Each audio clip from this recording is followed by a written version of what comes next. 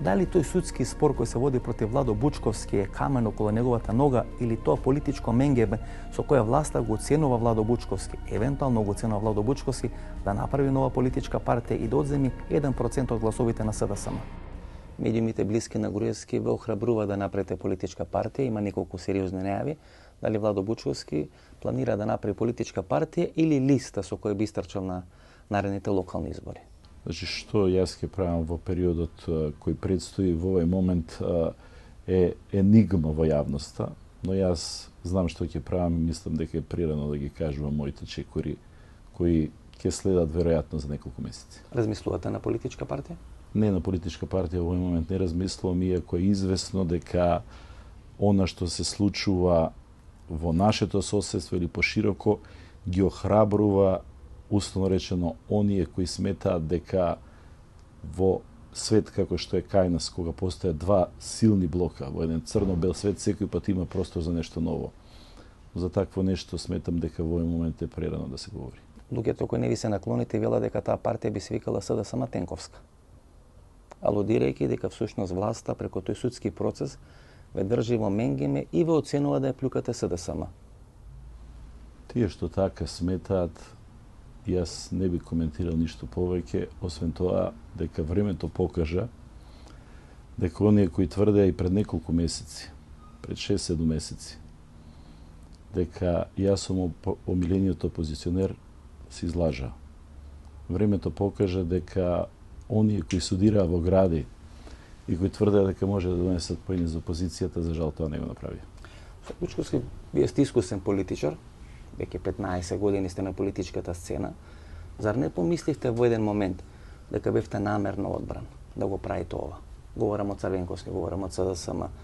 Дали ќе има 39 или 42 пратеника, дали еден од тие пратеници ќе бидете вие, тоа е помалку важно. Некој можеше да ви го даде и тој мандат. Ве и молевте за тој мандат во Александар Палас. Луѓето кои биле на тој конгрес во Александар Палас вела дека таму толку сте плачеле како детенцето Осман од бурни времења на серијата. И некој кој не ви дал мандат, всушност во одбрал да бидете тој што ќе плюка по СДСМ, знаејќи на целиот тој судски бекграунд. Лоши ви се информациите, значи во Александар Палас јас се обидев на затворениот дел од состанокот. Па говорам да говорам отворено. И баравте да бидете тоа на листа да бидете вие, а не Емилијан Станкоvić, ако не се лажам. Не ја давав само примери, не само за мене. И тогаш сметав и сега сметам дека е многу побитно да се почитува принципот кој го промовиравме. Тоа е да избереме луѓе кои може да донесат во својата средина еден глас повеќе од било кој во овој момент е форсиран.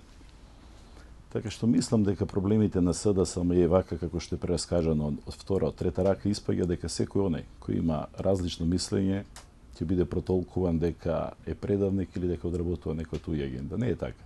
Се плашите ли од судскиот спор? Бидејќи вашиот судски спор одеше паралелно со судскиот спор на Васил Тупурковски. Гледаме дека Васил Тупурковски заврши пред 2 месеци судскиот спор, ослободен од оптужбата. Дали ВМРО-ДПМН намерно го одлага судскиот спор со Владо Бучковски, намерно ве оценува, намерно ве држи во шахмат ситуација. Сега нема ни Виолета Дума горе во апелација. Нема на кого да играте, нема на кого да типувате. Дали се плашите дека судскиот спор може да завршите во затвор и поради тоа одработувате за ВМРО-ДПМН? Значи, ако ставовите што вие сега ги искажувате доминираат кај некои луѓе или се во нечии глави во СДСМ, тоа е погрешна тактика. Значи, не може со дисквалификација. Не, за јавноста говорам.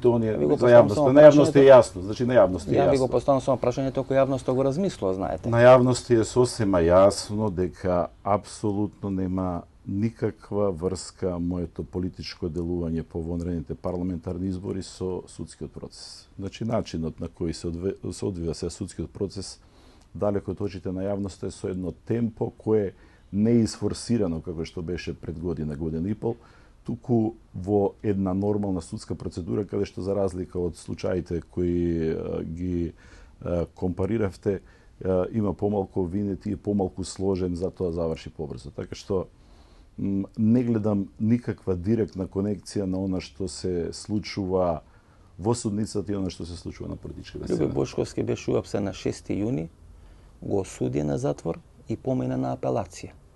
Вашиот судски спор е замрзнат година и пол дена. Вие сте човек кој е правник, знаете дека ова власт кој сака некого да осуди, тоа го прави за 6 месеци. Вас ве толерира веќе скоро 2 години. Тоа остава сомнеш, морам да признам. Па добро, вашата сомнеш јас не можам со мојот одговор да ја разбијам.